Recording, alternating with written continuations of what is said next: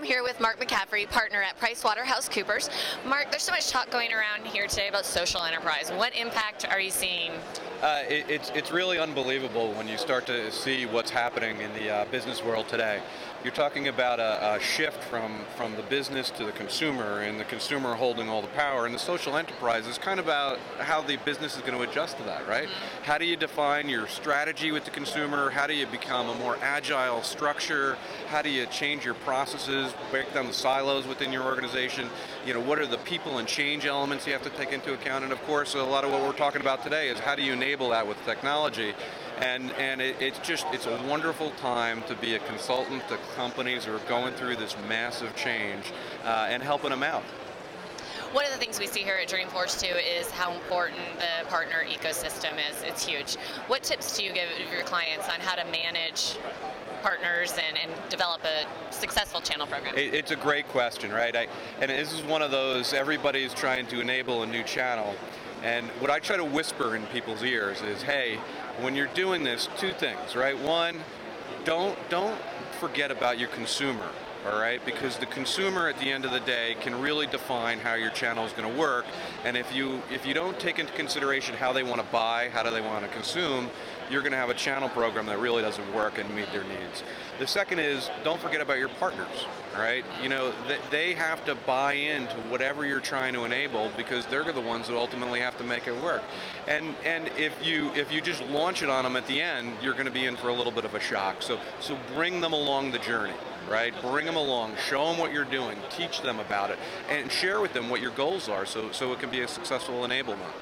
One of the things we're seeing at SIIA is everybody mobile's on their radar, right? Mobile, they realize that they need to pay attention to it, they need to have a mobile strategy, yet they haven't quite built in that strategy. What do you think are some of the hurdles they're facing? Well, you know, the mobile device is something I think we're all getting used to.